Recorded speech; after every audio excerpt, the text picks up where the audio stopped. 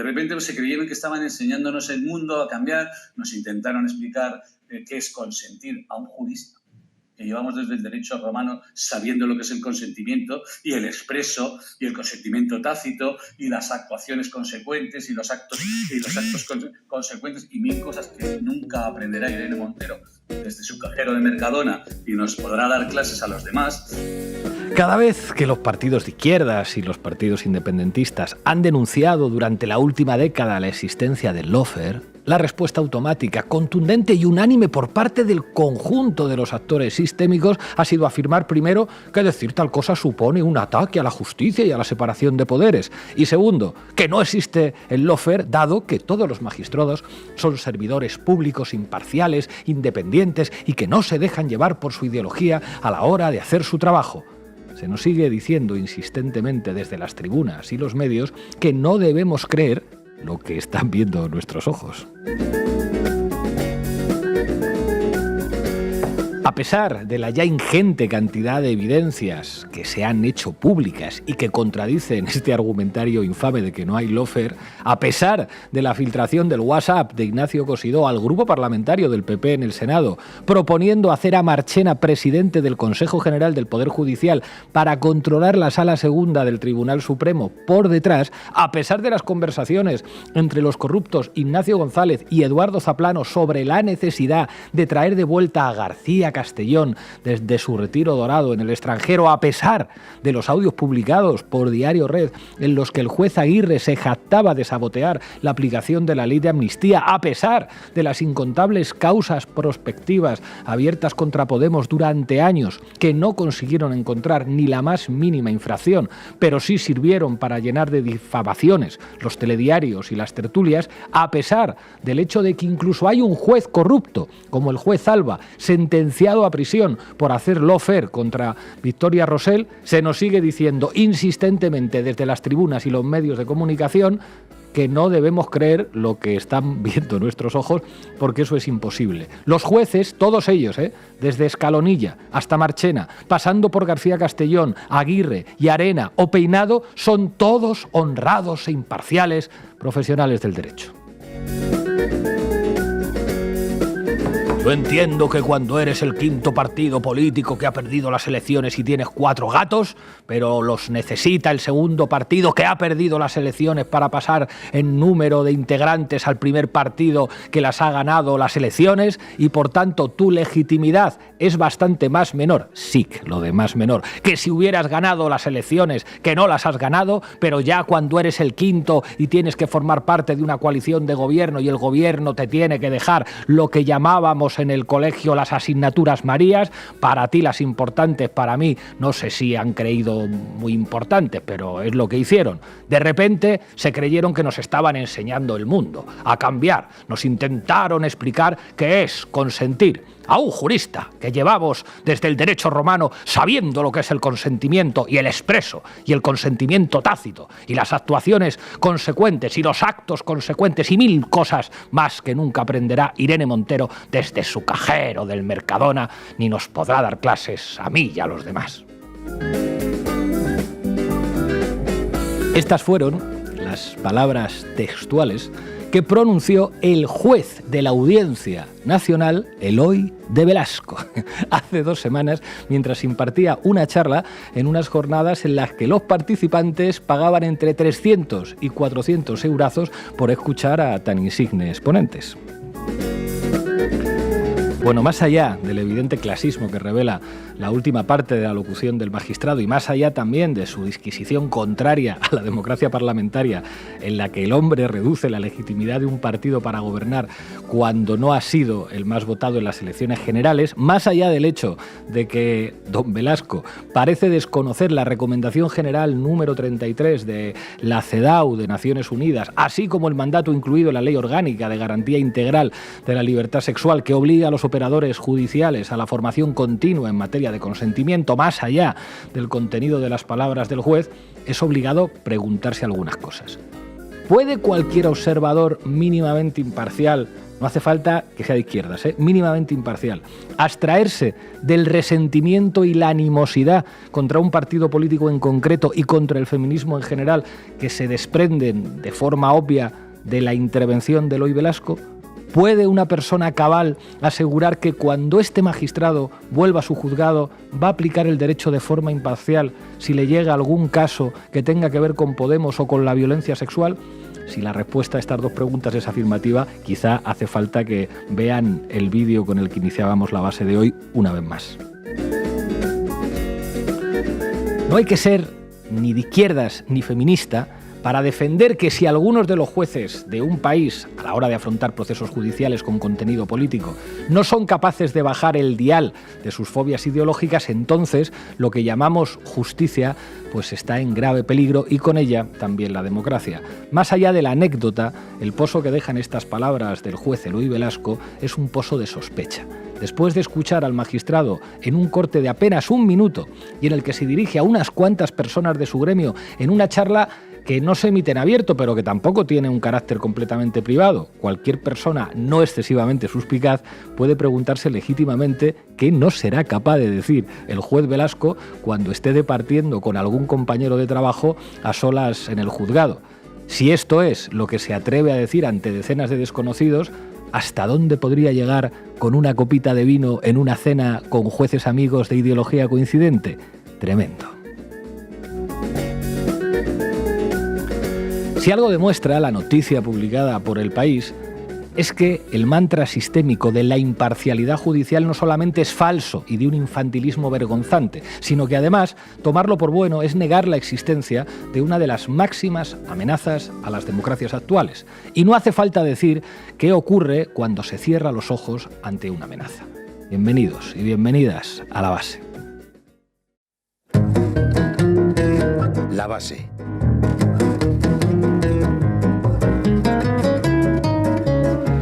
Un juicio para el juez, cantaba La Polla Record. Hoy no vamos a juzgar a nadie, pero sí vamos a contar a nuestra audiencia quién es este tipo, el juez Eloy Velasco. Irene Zugasti, ¿qué nos traes? Vamos a hacerle un poquito un perfil al señor Velasco y le vamos a dar gratis unas leccioncitas sobre justicia feminista que no se ha leído la ley y falta le hace.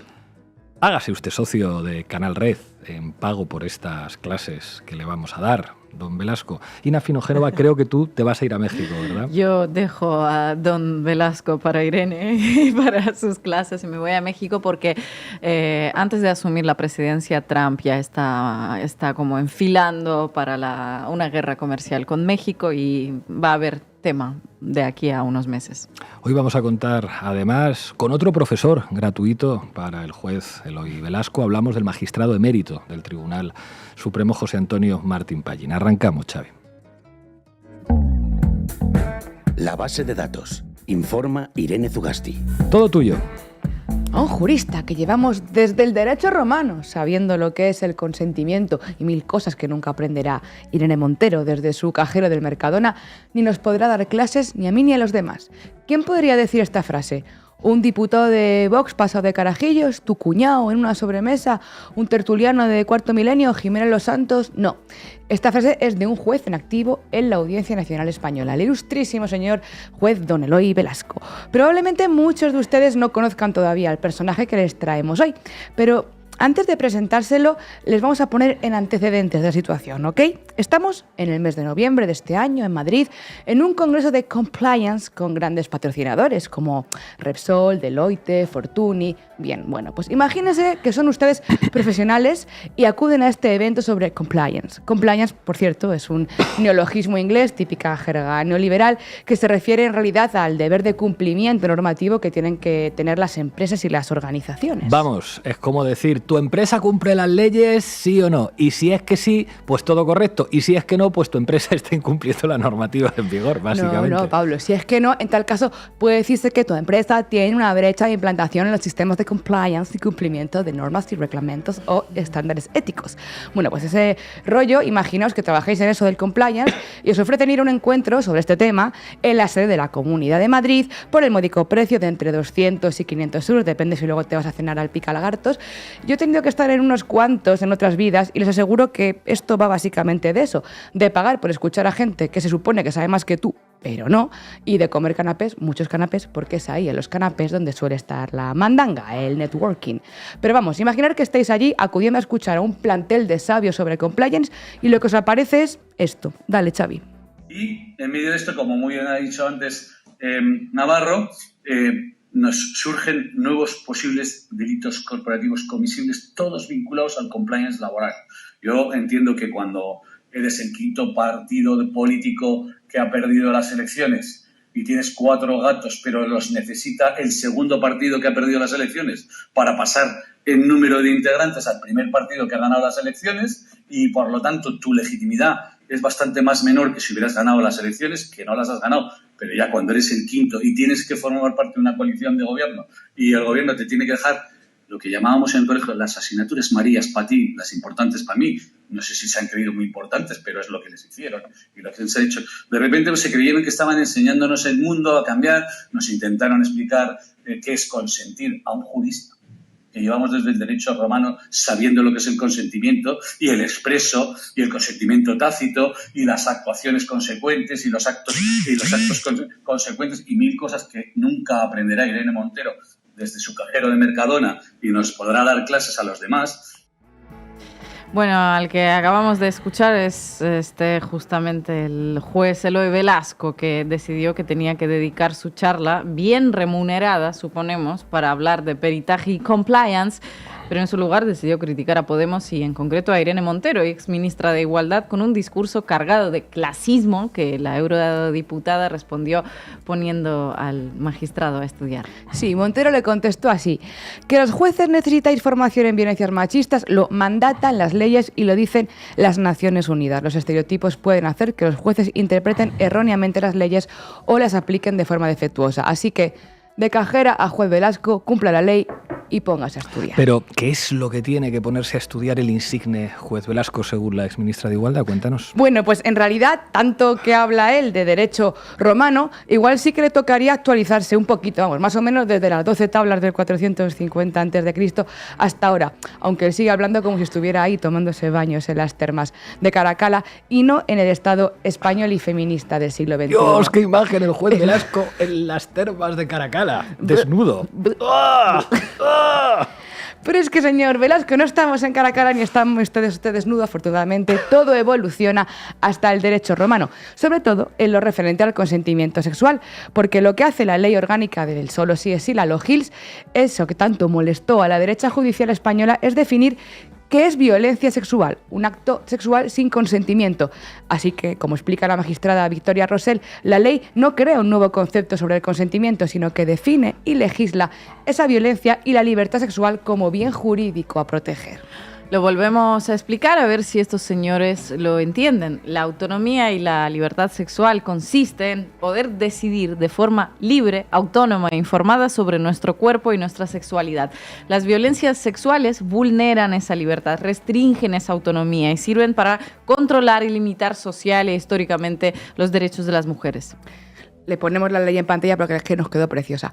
Venimos, como digo, de una evolución penal, fíjense, jueces, desde el Código franquista, que hasta 1989, lo recuerda muy bien, por ejemplo, la fiscal Inés Herrero, lo explica muy bien, no se modificó y el bien jurídico protegido de estos delitos, que se llamaban delitos contra la honestidad, no era la libertad sexual, se protegía la honestidad, el honor, y no la libertad sexual de las mujeres. Pero bueno, esta breve clase gratuita de historia del derecho para Velasco y sus amigos en realidad debería ser obligatoria para ellos y para que ejerzan su trabajo por el bien de todas las mujeres, claro. Por eso la ley del sí es sí garantiza la formación obligatoria en todo el sistema de justicia, incluyendo la de jueces y magistrados, y cuenta con un título entero para garantizar que, muy especialmente aquellos profesionales que intervienen directa o indirectamente con las víctimas de violencias sexuales, sepan todo esto y estén especializados. Velasco, es el título 3, artículos 23 a 32, por si te apetece leértelo durante los canapés, porque te vas a tener que chapar y aplicarlo. Y esto de la necesidad de formación de los jueces y juezas ¿Lo sacaron de la manga a Montero y su equipo? No, en realidad lo que hicieron fue poner en un papel una voluntad social feminista y también los mandatos de las Naciones Unidas y del Consejo de Europa. Les vamos a dar una última lección gratuita a Velasco y sus amigos, extraída de la recomendación 33 del Comité CEDAW de Naciones Unidas para la Discriminación contra la Mujer. Les leo. Los estereotipos pueden hacer que los jueces interpreten erróneamente las leyes o las apliquen de forma defectuosa. Esto tiene consecuencias de gran alcance, por ejemplo, en el derecho penal, ya que dan por resultado que los perpetradores no sean considerados jurídicamente responsables de las violaciones de los derechos de la mujer, manteniendo de esta forma una cultura de impunidad. Los estereotipos comprometen la imparcialidad y la integridad del sistema de justicia, que a su vez puede dar lugar a la denegación de justicia, incluida la revictimización de las denunciantes. Esto lo dicen juristas y expertas internacionales, pero claro, todo esto pues al juez Velasco igual es que le pilló en otros asuntos. Ahora les contamos un poquito más. El caso es que en España existen juezas y magistradas y magistrados que han sentado jurisprudencia con sentencias ejemplares en el avance hacia una justicia feminista, pero también hay jueces que en base a estos estereotipos han dictado sentencias profundamente machistas. Septiembre de 2017, un hombre fue condenado en Cantabria a 3 años y 9 meses de cárcel por abusos sexuales continuados a una menor de edad. Los magistrados descartaron la agresión sexual al no considerar que los abusos se produjeran con violencia. No se ha probado que la menor opusiera resistencia física o protestara, llorara o gritara, siendo habitual que volviera a la casa del acusado, toda vez que éste le hacía regalos diversos para contentarla, dicen en reiteradas ocasiones. Otro ejemplo, noviembre de 2018, 4 señores condenados a 4 años por abuso sexual. El tribunal determina que las relaciones sexuales no fueron consentidas porque la víctima, que pidió repetidamente y llorando a los hombres que parasen, descartan que hubiera una violación, pues no puede concluirse que las prácticas sexuales a las que fue sometida se realizaran venciendo su voluntad mediante una actuación violenta o intimidativa. Año 2016, una magistrada pregunta a una víctima de violencia en Vitoria: ¿cerró usted bien las piernas? O el caso de la minifalda en 1990, donde el Tribunal Supremo ratificó la sentencia a un empresario a pagar solo 40.000 pesetas por acoso sexual porque consideraba que su empleada le provocó al llevar minifalda. O más reciente, el caso Manada, en Pamplona. Uno de los magistrados ve en la violación grupal a una joven en un portal de Iruña signos de jolgorio y regocijo. Y podríamos seguir así horas y horas, pero como hacen Montero y su equipo dentro y fuera de las instituciones, y como hacen muchas feministas explicando esto del consentimiento al juez Velasco y a sus amigos, el caso es que nosotras y la mayoría de la sociedad española ya lo hemos entendido, ya lo sabemos, señor juez. Por eso dijimos, se acabó. Otro detalle que retrata muy bien a este machismo y clasismo con toga es que el juez Velasco considere Marías, ya saben, esas asignaturas que no le importan a nadie y que te puede sacar incluso haciendo pellas y no yendo nunca a clase, que considere Marías las carteras que las ministras de Podemos tuvieron durante la anterior legislatura. Esto también es muy simbólico porque, señor Velasco, ¿es una María la violencia de género, con decenas de mujeres asesinadas cada año? ¿Son una María los derechos sociales o las leyes de conciliación? En fin. Hombre, Pablo, es que ellos son grandes señores de Estado. Ellos están para hablar de compliance y de derecho romano, no de las cosas que le importan al populacho y menos pues a las mujeres o a las trabajadoras. Y además, jefe, ¿qué vas a decir tú, que eres más rojo que el puño de Lenin? No como ellos, que son jueces, que son seres de luz, administradores de justicia, a quienes se les presupone neutralidad ideológica, porque claro, ellos no tienen ideología ni tienen intereses, vean. ¿Cómo me van a parecer? Pues es mi compañero. Y creo que hay que dejar trabajar. Hay que dejar trabajar, sobre todo si tiene pruebas de cosas, y hay que leerse las resoluciones judiciales antes de intentar meter en la pelea a los jueces que no estamos en campaña ni nos dedicamos a eso. Nosotros nos dedicamos a resolver, que nos podemos equivocar y sobreseer, archivar o no, pues presuntos delitos, nada más. Entonces yo creo que lo mejor es, como si fuéramos un médico, dejarnos acabar de operar, y si al final sanamos el cáncer o no, porque había cáncer o no, eso se ve después de la operación. Sí, como un médico, igual que curar el cáncer. No estamos en campaña, dice el juez Velasco. En fin, esto es lo que decía este personajillo para defender a otro personajillo, su compañero, el juez Manuel García Castellón, durante la instrucción de la causa del Tsunami Democratic a principios de este año. Y eso que fue a él al que desde el PP quitaron de en medio para poner a García Castellón al frente de la trama Lezo, esa famosa en esa famosa llamada que le hizo Zaplana a Ignacio González diciendo nos tenemos que traer de Francia a García Castellón que nos lo arregla, lo nuestro. Ya, Pablo, pero son jueces, aunque ellos se ven como médicos, ¿no? Porque hablar del corporativismo, del perverso sistema de ascensos, del predominio claro de esa mentalidad conservadora o del elitismo en la preparación y acceso a la carrera judicial, no, eso son solo ocurrencias nuestras. ¿Acordáis cuando se decía aquello de que los jueces tenían que dejarse la ideología en la mesilla? Ojo, salvo que estés entre colegas y en un acto semiprivado como este en el que han pillado al juez Velasco y te saca claramente por lo que llevas dentro, el resentimiento y el odio que tienes contra el feminismo, contra un partido político, contra un gobierno o contra una mujer en concreto a la que intentas desprestigiar además llamando a la cajera. Pues precisamente eso, lo de cajera, que tanta gracia hace a algunos en la sala, es la clave de una democracia. Dale, Xavi. Bueno, lo primero yo creo que a mí me parece bien que hablen, porque cuando hablan es la mejor forma de demostrar lo que son. Demasiadas veces cuando nosotros hemos dicho que en este país hay jueces haciendo política, o que hay fachas con toga, o que hay machistas con toga, la progresía y el PSOE nos ha dicho, por favor, ¿cómo cuestionan ustedes a los jueces que son independientes, son seres de luz, que solo se dedican a aplicar las leyes en estricto cumplimiento del Estado de Derecho? Pues no, usted escucha 5 minutos hablar a un juez reaccionario y se da cuenta de que no. Y que además el tipo de política que hacen es completamente antidemocrática, porque precisamente la clave de la democracia es que una cajera, una hija de un mozo de almacén y de una profesora de educación infantil pueda llegar a ser ministra y pueda hacer las leyes que ese señor juez tiene que aplicar. Eso es la democracia. Pero hay muchos jueces reaccionarios en este país que tienen una alta dosis de clasismo. ¿Entiende usted que las palabras del juez son... Como apuntaba brillantemente Laura Arroyo ayer en El Tablero, lo que ha hecho Velasco no es expresar una opinión, como dicen algunos de sus defensores en las redes sociales.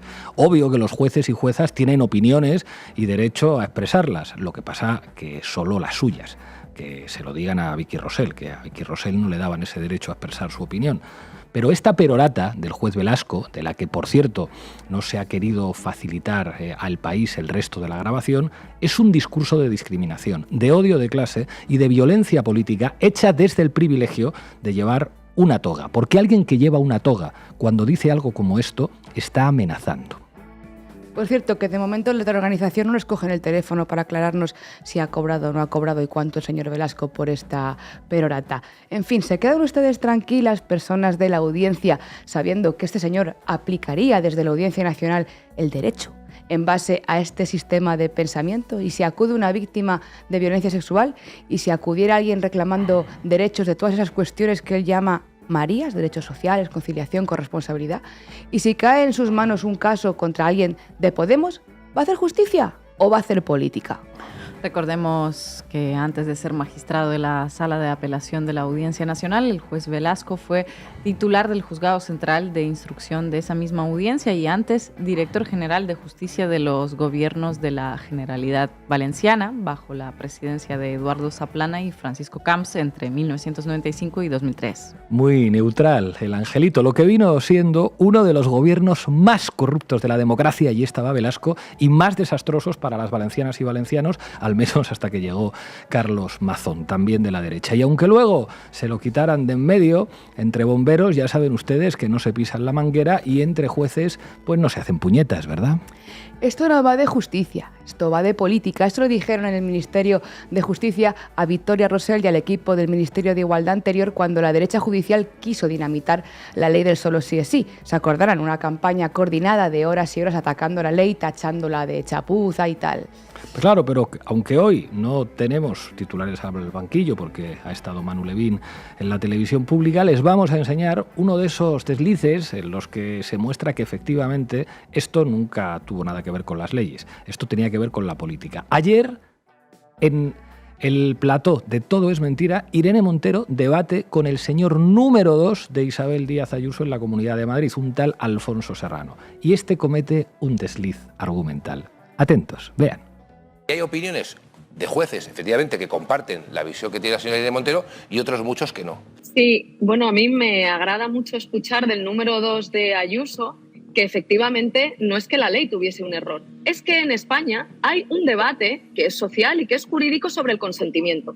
E igual que hay muchas mujeres y movimiento feminista y un gobierno que conmigo, con el Ministerio de Igualdad, defendíamos la necesidad de que el centro del Código Penal fuese el consentimiento y que solo sí es sí, y por tanto que si no hay consentimiento es agresión, haya o no violencia o intimidación.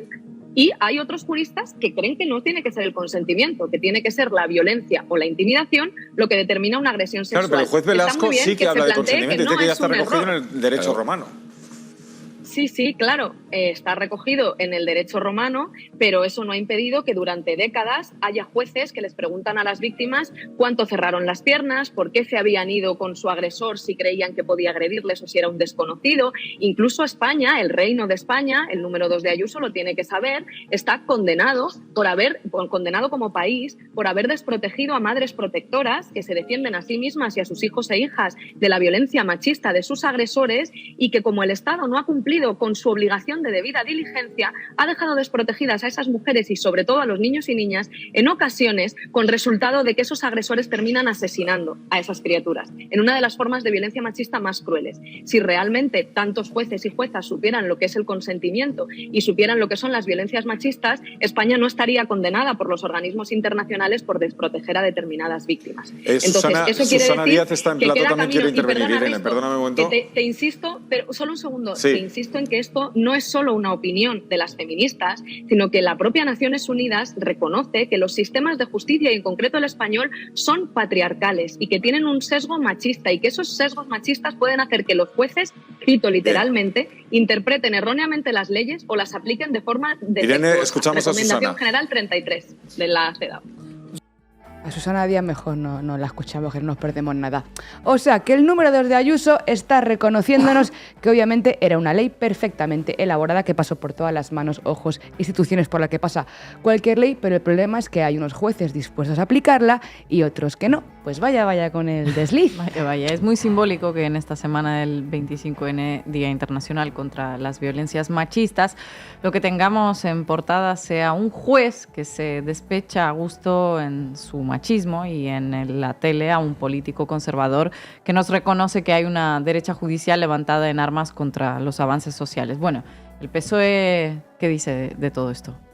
Ina, por favor, no haga ruido, que resulta que este 25N, la semana más importante del año para visibilizar la ruptura del silencio feminista contra las violencias machistas, la ministra Redondo de Igualdad le ha dicho al país, a La Vanguardia, en una entrevista, que ella no quiere crispación ni ruido, que ella llegó a Igualdad con la idea de rebajar el tono. Ella se hace una foto con una velita, hace un minuto de silencio, como si estuviéramos en la España de hace 20 o 30 años, y ya con eso nos quedamos todas y todos tranquilos, ¿verdad? Nosotras, ellas, los jueces, los amigos de 40 y 50 años de Pedro Sánchez, o ese periodista que tenía un contador de violadores en el programa de Ferreras y que, por cierto, pues ya no cuenta ninguno.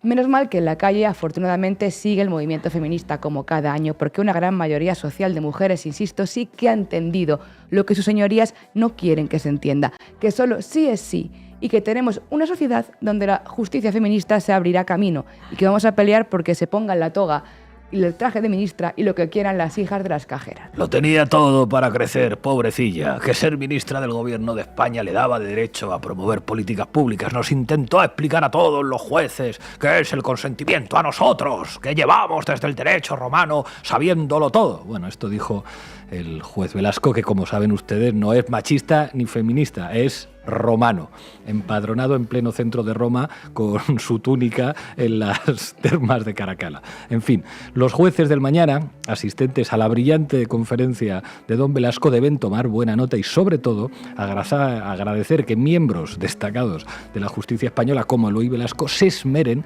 en desmentir la existencia de esas trazas del machismo y el clasismo denunciadas por Irene Montero, en dejar claro que estamos en buenas manos. En fin, esto decía irónicamente Gerardo TC ayer en Contexto. Todo en este mundo va de sexo, salvo el sexo que va de poder, eso decía Oscar Wilde. Cuando se atacó el solo sí es sí, la derecha judicial y mediática organizada quiso mandar varios mensajes, que las mujeres de la izquierda no teníamos derecho a hacer política, ni tampoco a follar con libertad y tampoco a ser creídas en caso de violencia. Pero es que, claro, en el mundo de los romanos vivían mucho más tranquilos cuando se follaba cómo, cuándo y con quién ellos querían, cuando nos callábamos y nos agredían, o bueno, en general, cuando nos callábamos en general, ni nos metíamos en política ni nada, sobre todo si además pues eras, oye, cajera, migrante, pobre, obrera, sin poder. Por eso fueron a por ella, por eso fueron a por Irene. Pero la vergüenza también va a cambiar de bando y va a cambiar de lado, aunque en ese lado intentan taparlo con togas. O con túnicas en las termas de Caracalla. Gracias, compañera. Que en un país digno, el juez, el facha con toga, el señor Eloy Velasco, debería estar sancionado por el Consejo General del Poder Judicial, por clasista, por decir que una persona que ha sido cajera no puede ser ministra, cuando ese es el triunfo precisamente de nuestra democracia. Adelante, compañera. Vamos, Xavi. ¿A qué me invitan? El análisis internacional de Ina Afinogénova. Donald Trump todavía no asumió la presidencia, todavía faltan unas cuantas semanitas para el 20 de enero, pero no pierde el tiempo, ya está tocando tambores de guerra, de momento comercial, eso sí, con la que amenaza a México, a Canadá, pero con China en mente. Y no es que fuera la primera vez, parte de su campaña electoral se construyó sobre las amenazas arancelarias, que si va a subir aranceles para China, que si para Canadá, que si para México. ¿Cómo era que lo decía, Josero? To me, the most beautiful word in the dictionary is tariff, and it's my favorite word. It needs a public relations firm to help it, but to me it's the most beautiful word in the dictionary. Tariff, la palabra más bonita del diccionario. Arancel, la palabra favorita del presidente electo. Ayer la usó varias veces, se dio un festín, vamos. Publicó un post en su red social Truth Social en la que anunció que una de las primeras órdenes ejecutivas que firmará el 20 de enero, cuando toma posesión, impondrá un arancelazo del 25% a México y Canadá sobre todos los productos que ingresan a Estados Unidos por sus ridículas fronteras abiertas. Y lo mantendrá en vigor, dice, hasta que los países vecinos logren que la invasión de inmigrantes ilegales y de droga, en particular de fentanilo, no lleguen a Estados Unidos. Vamos, minucias, la nada. También se le puede clavar un arancel a Estados Unidos hasta que resuelva el problema del consumo en su territorio, claro. A ver lo que tardan en solucionarlo, ¿no te fastidia? La excusa oficial para ello es lo que Trump llama invasión de los migrantes ilegales, que dice traen crimen y drogas a niveles nunca antes vistos, porque ya sabéis, en estos vídeos virales de calles repletas de gente que no se sostiene en pie, son todos inmigrantes que llegaron sin papeles a través de México o Canadá o víctimas de esos inmigrantes. Las más de 70.000 muertes relacionadas con el consumo de fentanilo que se produjeron en Estados Unidos en 2023 también deben ser cosa de la inmigración. Así que es fácil solucionar el asunto, dice Trump, cerrando las fronteras. Y hasta que México y Canadá no lo hagan, que paguen un precio muy alto, concluye. Bueno, que se está flipando un poco, que aquí habrá que ver quién pagará más caro. No vaya a ser que sean los propios estadounidenses. Bueno, más o menos acabas de resumir lo que le transmitió de forma más diplomática la presidenta mexicana Claudia Sheinbaum por escrito y en un mensaje televisado durante su mañanera. La mandataria le envió una carta en la que primero le refrescó los datos que suministra la aduana de su propio país, Estados Unidos. Según esa información, en menos de un año los cruces de la frontera se redujeron en un 75%. Segundo, le explicó por encimita cómo llega el fentanilo a Estados Unidos y sobre todo quién lo consume. Y tercero, le advirtió que esta partida también se puede jugar de a dos. Frente a los aranceles de Trump, pueden llegar otros en respuesta contra Estados Unidos. Vaya. Si un porcentaje de lo que Estados Unidos destina a la guerra se dedica a la construcción de la paz y al desarrollo, se estará atendiendo de fondo la movilidad de las personas. Usted debe estar al tanto también del tráfico ilegal de armas que llega a mi país desde los Estados Unidos. El 70% de las armas ilegales incautadas a delincuentes en México proviene de su país. Las armas no las producimos nosotros. Las drogas sintéticas no las consumimos nosotros. los muertos por la delincuencia para responder a la demanda de drogas de su país, lamentablemente lo ponemos nosotros. Presidente Trump, no es con amenazas ni con aranceles como se va a atender el fenómeno migratorio ni el consumo de drogas en Estados Unidos. Se requiere de cooperación y entendimiento recíproco a estos grandes desafíos. A un arancel vendrá otro en respuesta, y así hasta que pongamos en riesgo empresas comunes. Sí, comunes. Por ejemplo, de los principales exportadores de México a Estados Unidos son General Motors, Stellantis y Ford Motor Company, las cuales llegaron a México hace 80 años. ¿Por qué ponerle un impuesto que las ponga en riesgo? No es aceptable y causaría a Estados Unidos y a México inflación y pérdidas de empleo. Claro, muy bien amenazar con aranceles, pero ¿qué pasa entonces con las empresas binacionales como General Motors o Ford? ¿Se puede joder solo a México sin que Estados Unidos se vea perjudicado? Donald Trump debe pensar que sí, y de México pues tendrá el recuerdo de 2016, cuando no se le decía ni mu desde allí. Ahora es distinto. Ahora, si se le echa un vistazo a las cifras de intercambio comercial entre ambos países, queda bastante claro que las cadenas de producción están tan entrelazadas que no, Estados Unidos no quedará al margen de esos aranceles. ¿Por qué meter un impuesto que ponga en riesgo las industrias de ambos países? ¿Por qué lanzar un boomerang? Se lo pregunta a la presidenta mexicana y también cualquiera que tenga dos dedos de frente.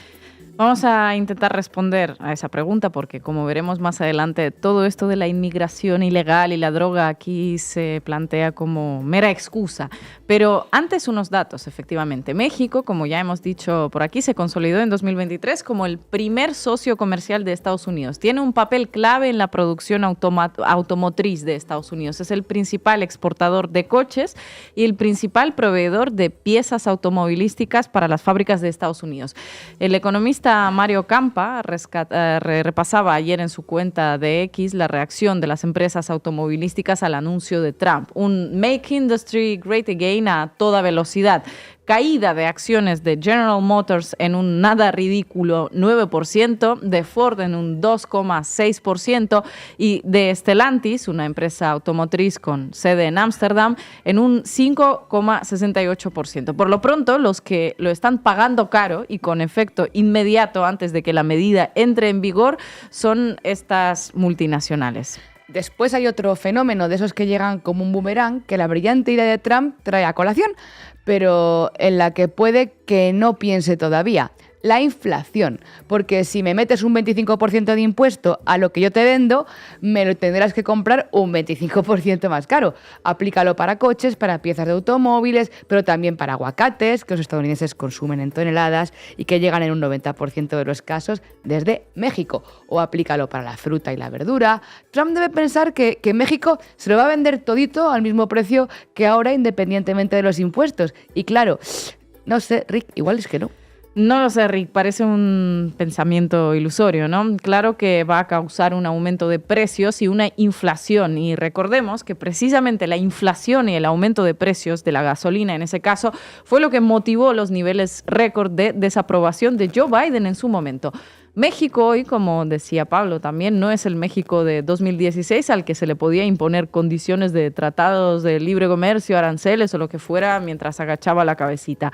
Está en una posición económica y política mucho más fuerte y con China viéndolo como un destino de inversiones predilecto. Efectivamente, China. Ahí es donde llegamos al quid de la cuestión. Porque ni el fentanilo, ni la invasión de los migrantes, Trump a lo que teme de verdad es a que a través de México o Canadá entren en Estados Unidos productos ensamblados en China. Ni hay pruebas de que esto suceda, ni hay planes de ello, porque incumplirían el tratado, el TEMEC, firmado por México, Estados Unidos y Canadá y vigente desde 2020, pero... Los aranceles unilaterales de Trump también contradicen ese tratado TEMEC. Por cierto, que los países firmantes tendrán que renegociar en 2026, lo que añade su elemento de tensión adicional al asunto. Pero el caso es que parece que es el rechazo a que China vaya expandiendo sus fábricas por México, lo que le lleva a Trump a ir de bully contra el país vecino desde antes de asumir.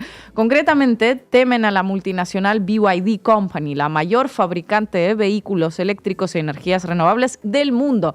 Hace unos meses se habló de que la empresa buscaba invertir en una planta en México sin que de momento llegase $1 o un yuan al país. Y en enero de 2024 se conoció que por primera vez BYD China vendió más coches eléctricos que Tesla. ¿A quién le pertenece Tesla? Bueno, pues a Elon Musk, íntimo de Trump, ya podríamos decirlo, que se encargará del Departamento de Eficiencia en su gobierno, la motosierra estadounidense, como dicen en Argentina, una institución creada especialmente para él.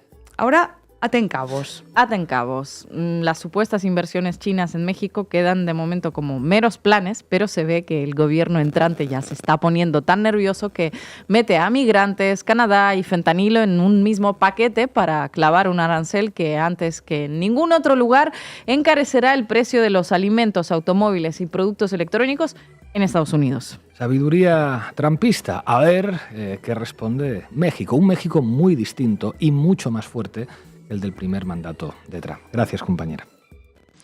Presidente Trump, no es con amenazas ni con aranceles como se va a atender el fenómeno migratorio ni el consumo de drogas en Estados Unidos. Se requiere de cooperación y entendimiento recíproco a estos grandes desafíos. A un arancel vendrá otro en respuesta, y así hasta que pongamos en riesgo empresas comunes. Sí, comunes. Hoy nos acompaña José Antonio Martín Pallín, magistrado emérito del Tribunal Supremo. José Antonio, muchísimas gracias por atender a Canal Red y a La Base. Gracias a vosotros, Pablo. Te quiero preguntar en primer lugar por, digamos, el corporativismo en la carrera judicial. Yo creo que había mucha gente que esperaba un comunicado de jueces y juezas para la democracia después de este pronunciamiento del juez Velasco, pero parece que les cuesta. Jueces para la Democracia es una asociación en la que la mayor parte de sus miembros son, digamos, como afines al PSOE, aunque habría también otros sectores. ¿Por qué este silencio de la carrera judicial ante, incluso ya digo, de las asociaciones supuestamente progresistas ante estas declaraciones de juez Velasco? Bueno, es algo que a mí también me preocupa, y no solamente por el caso del juez Velasco, sino por todo lo que está sucediendo últimamente. Y estamos, nos lo decía el otro día una fiscal de un alto organismo judicial, en un golpe de estado judicial permanente. Por tanto, no solamente en este caso, sino en otros anteriores y en otros que están en este momento vigentes, yo echo de menos. Ha habido algún comunicado, es cierto, respecto de la entrada en el despacho del fiscal general del Estado, pero yo creo que las asociaciones están precisamente pues, para salir al paso de todas estas manifestaciones que no hacen más que perjudicar la credibilidad de los ciudadanos en la justicia. Ugasti. ¿Qué tal, Martín Pallín? Un placer saludarte desde La Base. Yo te quería preguntar, honestamente, si después de esas declaraciones en las que, bueno, habla de esa manera de Irene Montero, desprecia de esa forma una legislación, el Consejo, siendo un juez en activo, ¿el Consejo General del Poder Judicial no puede hacer nada?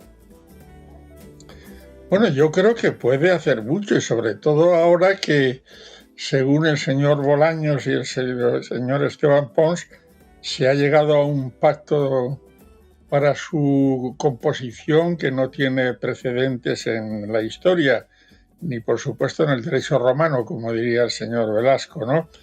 Entonces, el Poder Judicial debe ser consciente de que la situación de tensión en la que participan los jueces puede perjudicar, como he dicho antes, su credibilidad y los valores constitucionales que se les exigen, que sean independientes y que sean responsables.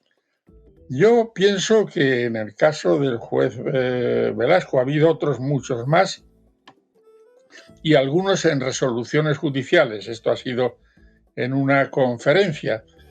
Por cierto, que dicen que cobraban 300 y 400 euros por entrar.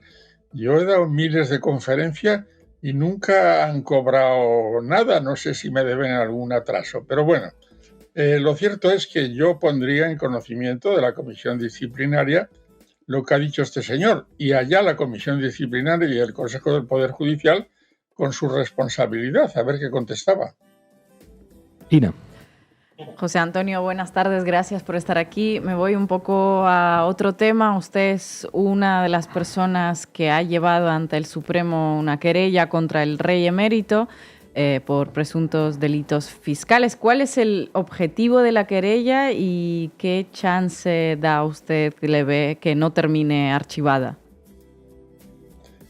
Bueno, el objetivo de la querella, lo decimos en el texto, es restablecer los principios y valores de una sociedad democrática. Aquí se dice que somos una sociedad democrática consolidada. Bueno, pues en una democracia consolidada, la determinación de si un hecho es o no delictivo corresponde a los jueces, no al Ministerio Fiscal. Yo he estado 20 años de ejercicio en el Ministerio Fiscal y nunca he absuelto ni condenado a nadie, lo han hecho los tribunales. Aquí se había dado por bueno el informe de Fiscalía que se cierra el 2 de marzo de 2022 diciendo que el rey honorífico, que es lo que dice el decreto, no emérito, pues había regularizado 5 defraudaciones fiscales. Por cierto, que cuando era rey efectivo, en la Fiscalía también le acusa de 4 defraudaciones fiscales, de las cuales 3 las descarta por prescripción y la última de 2012 dice que le protege la inviolabilidad. Bueno, pues ahora lo que pretendemos ya no le protege la inviolabilidad, por razones obvias, por la lectura del propio decreto de abdicación. Será la Sala Segunda del Tribunal Supremo la que tenga que decir si la regularización fue correcta o no. El representante legal del rey, según el relato, no hemos utilizado ningún hecho que no esté en el informe de la Fiscalía. Pues según el relato de Fiscalía se pone en su conocimiento que se van a investigar una serie de hechos delictivos, entre ellos está el famoso regalito del AVE a la Meca, y que hay hechos, porque ya se habían recibido la Fiscalía Anticorrupción informes de la Fiscalía del Cantón de Ginebra, el fiscal Bertosa, de que había hechos con relevancia tributaria. Recalco esto porque para nosotros es fundamental. Por tanto, el representante del rey, 7 meses antes de proceder a la regularización. Por cierto, la agencia tributaria durante 5 años estuvo mirando para otro lado. Alguien tendrá que dar explicaciones a los ciudadanos españoles por qué miraron para otro lado durante 5 años. La ley dice que si hay una notificación formal del Ministerio Fiscal ya no se puede regularizar y nosotros estimamos que esa notificación, repito, hecha 7 meses antes de que regularizase, ni más ni menos que 5 millones de euros, que es una cantidad importante, pues no cumple las exigencias del Código Penal y por tanto no se le puede eximir de la pena. Recalco, en todo caso, si no nos dan la razón, la Fiscalía dice que este señor es un delincuente. Lo que pasa es que la ley le ampara si regulariza en determinadas condiciones. Nosotros decimos que no, que ya no podía regularizar. Puede beneficiarse de una atenuante muy cualificada, eso está en la ley y no lo vamos a discutir, pero por eso hemos actuado, para que un tribunal de justicia tenga la última palabra y nos explique a los ciudadanos por qué la regularización es correcta. José Antonio Martín Pallín, magistrado emérito del Tribunal Supremo, muchísimas gracias por atender una vez más a La Base. Hasta pronto. Gracias a vosotros. Llegamos al final del programa, os vamos a dejar con un temazo de Fabrizio De André que se titula Un giudice, un juez. Hasta mañana.